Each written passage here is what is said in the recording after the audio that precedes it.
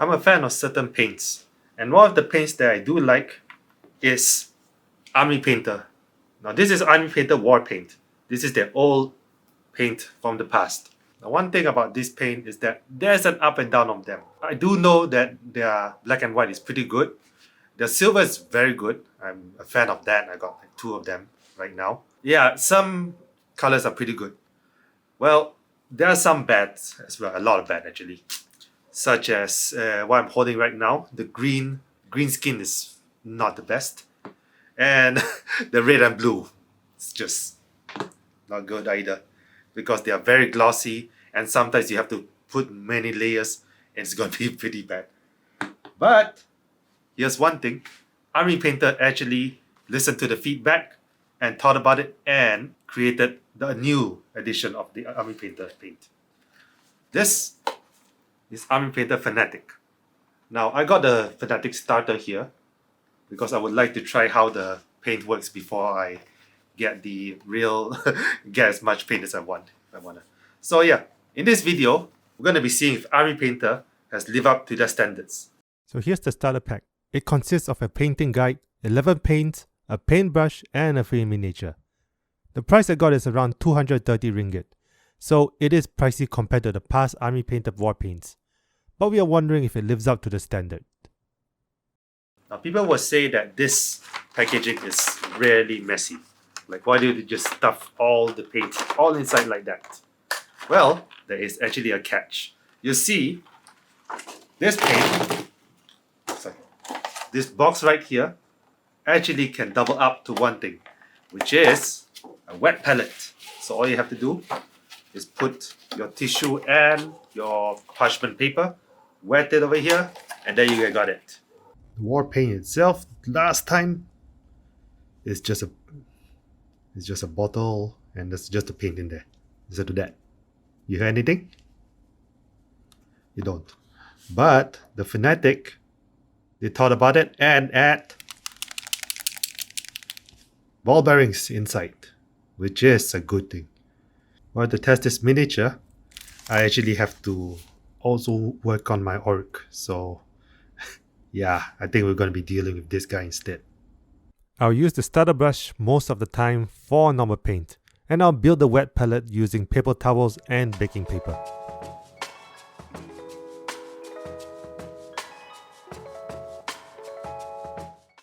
Let's begin with green skin on the Orc Nightbreaker Harpoon.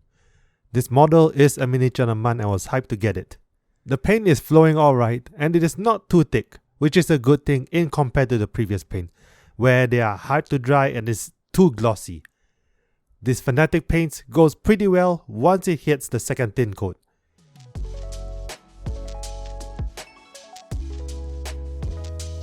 Now the green is added, I'm going to add some minor thin glaze of ultramarine blue, as this green can be too green for me. So I'm doing this to create something like a bluish shadow. That glaze is pretty invisible, and I'm satisfied that their colors doesn't get too diluted when making thin glazes.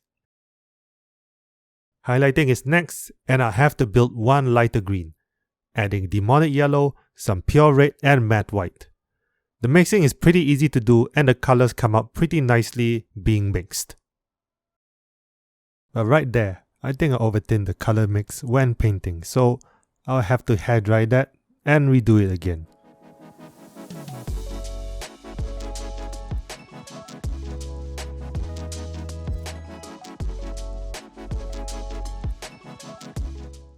And that's much better.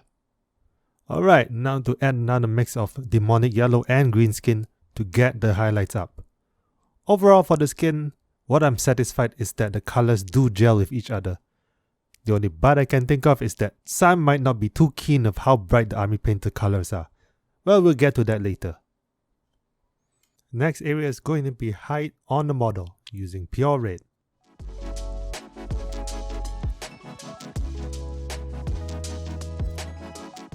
The wood will be leather brown color.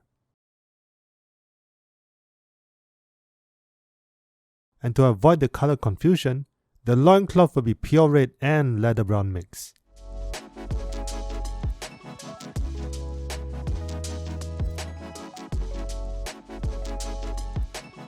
Ultramarine blue will be on the frontal area on the loincloth. This time it's a base coat, as earlier was a glaze wash. And for the rope, demonic yellow, matte white and leather brown.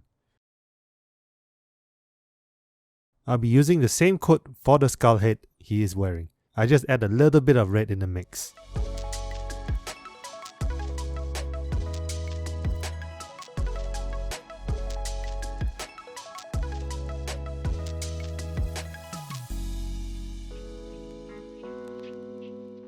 Now for the metallic paint. Here's plate mail metal. The metal paint goes well, and they are indeed shiny. Sometimes you don't even add washes and leave the metallic be like that. Since I didn't add it on the model, I'm using the brush on primer on the base to add the ground colors later. This is an interesting new thing for me. I've never heard of a brush on primer and it's not too shabby. The flow is in kinda thick, so I needed to thin it down and add more layers to get something. Now to fix the model being too bright, using strong tone wash. I'm not really a fan of it by itself. I guess maybe it's because I need to really thin this down. Or I get really glossy or have that stained area of water. But this new version is okay. I still won't use it much, but it does work on covering those white gaps in models. Now the primer base is dry, time to color it with leather brown and black. Then follow it up with some normal leather brown layering. Start highlighting those washed areas with yellow, white and brown mix.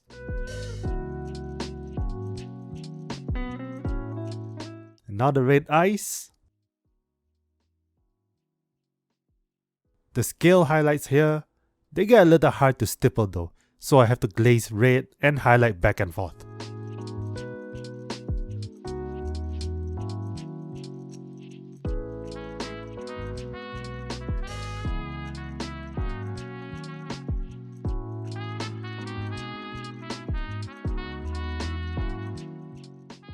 The final area of white glaze on the other scale, and done. Okay, now a quick one. I'm going to test the comparison between Citadel and Army Painter. So I'm going to separate over here. And I'm going to be trying the Mercrack Blue, which is their favorite ultramarine over there. We're just going to brush out normally and it's going to fight against ultramarine blue.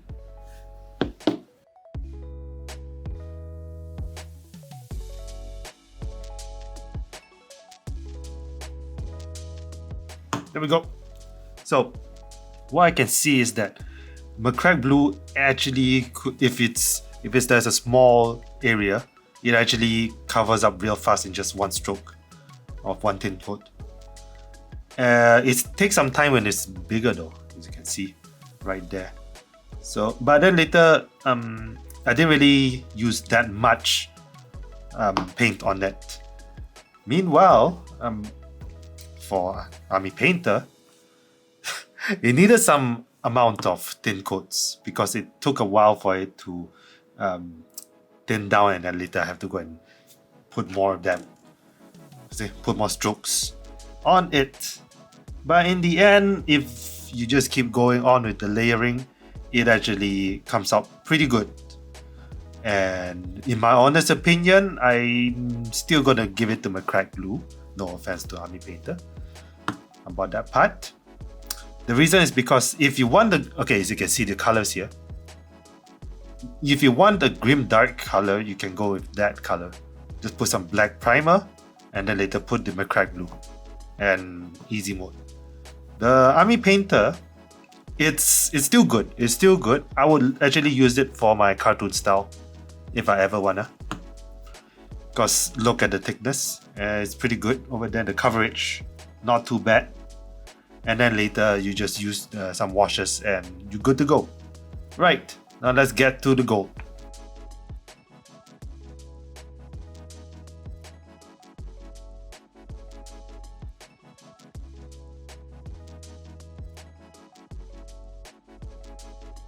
So here's the gold, and quite honest, after years of using the Retributor armor, I've never felt anything like Army Painter's metallic.